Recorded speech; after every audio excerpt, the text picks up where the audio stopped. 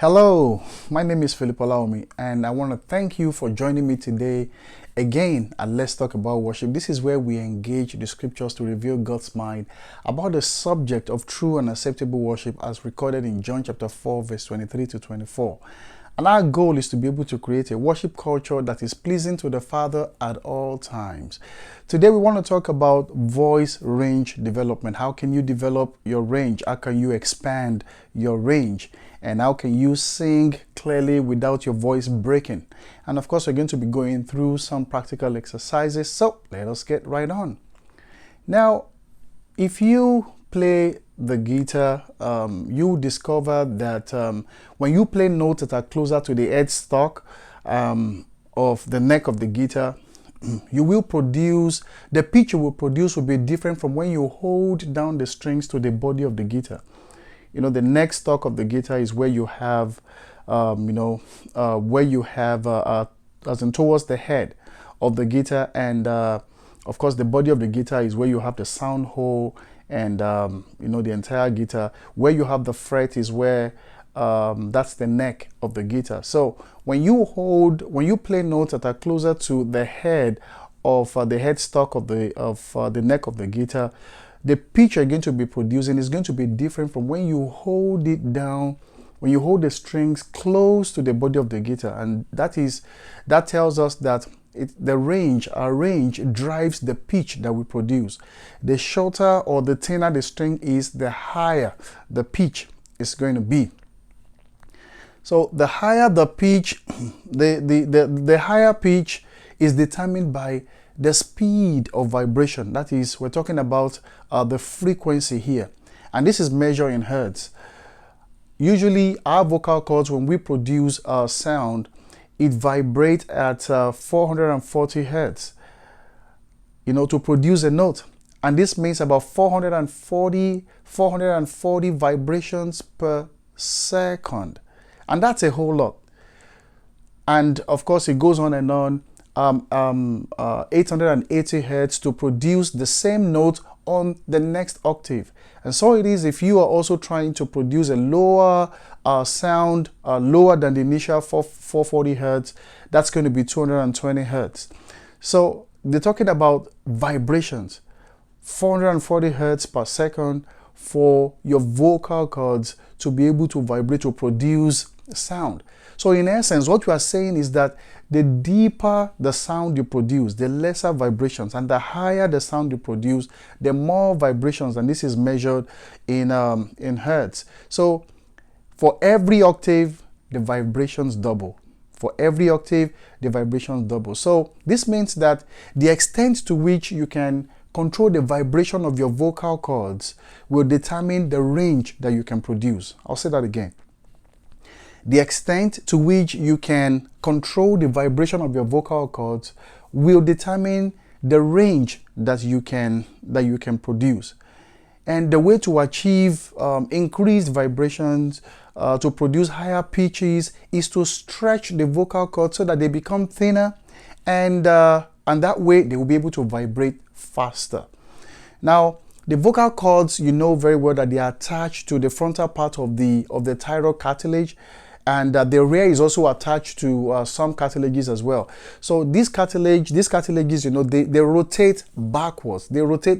And when we make sound, the vocal cord is stretched like a rubber. It's stretched thin, like a rubber. So if there is any tension in the neck area, if you have any tension in this area, the vocal cords will not be able to move freely enough to produce the sound that is needed. So this is why, we discussed earlier that when you're producing a sound, it's better to move around. It helps. When we need to let the cartilages move easily so that the nerve energy can leverage on the joint mobility to access the needed muscles that you need to produce such such sound. So let's make it happen. So the reason we can make it happen is because of what we have done already, and this is why it is important to work on the exercises that we've done earlier. You master them, and when you do this, you'll be able to see great improvement in your range and also in your singing. So let's get to it. So if we sing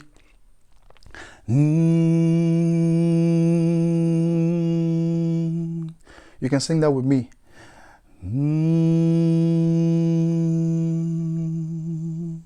Yeah, that's great. So if we can take it to the next level and do something like, and do this.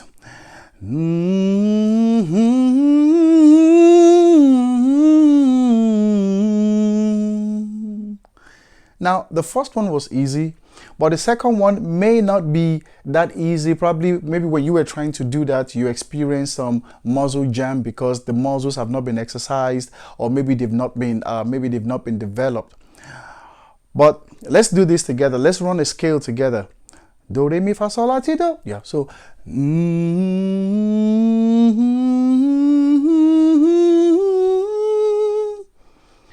Now, even if you can go beyond what I just did right now, you, at some point, you get to a point that you will get stuck. And at some point, just like I did, you can you will switch into falsetto or maybe your head voice, because you're trying to force the notes. You want to sing the notes and your voice cannot take it, your range cannot take it again. So you have to switch to falsetto.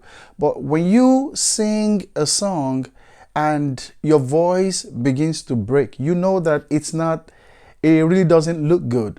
And this is what we're trying to avoid. If your voice keeps breaking, then you need to go back to the exercises that we previously went through. For example, if you're trying to sing a song and you sing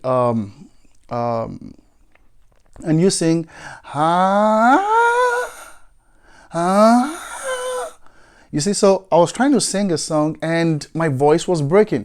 So, but if you switch to falsetto, like, that was smoother, right? Yeah. So, but our goal is that when you're singing, that there will be no break in your voice. And when you do these exercises, you will see a whole lot of difference. And, you know, when if you're not able to tell what the difference is that the issue is that your ability to control your vocal cords, it makes a whole lot of difference. For example, if I sing a song, if I do something like, if I do this,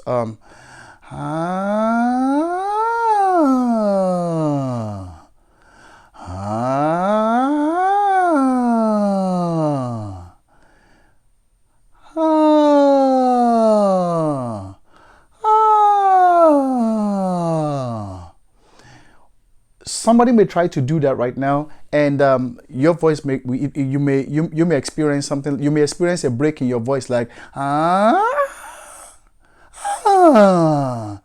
No, that's not. Yeah, that's very possible to. That's possible to happen, but that's just to let you know that you still have some things. You still have some work to do on your voice.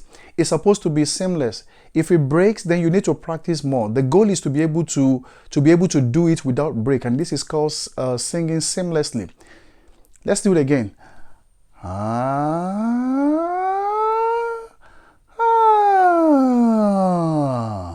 So I'm able to connect my actual voice, my natural voice, to falsetto without any break.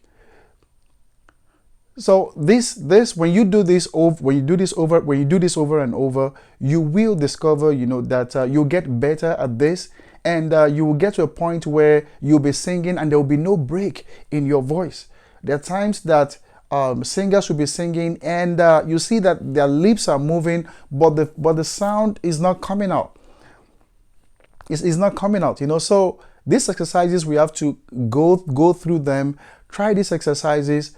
Go from your actual voice, your natural voice, into falsetto, and come, go right up and come right down. You run it up and you run it down, and keep practicing until you ensure that there is no break. But if you keep having breaks, then it means that you need to work more on freeing up the root of your tongue. We did some, the rolling of the tongue. We did the lips vibration. We did the jaw exercises and every other thing. So, and the other ones that we discussed as well. My past videos, they will They are very detailed. You know, they will take you through all this, to everything that we've done in the past, and it will help you. Please just ensure that you practice. Go ahead, please ensure that you practice. Make sure that you cover all this. It will help your singing. And we'll continue next week. I want to thank you for joining me this week. Please don't forget to subscribe to my channel, Philip Olaomi Music, at Philip Olaomi Music on YouTube, and also on Facebook as well. Philip Olaomi on Instagram and Twitter. Thank you so much for joining me today.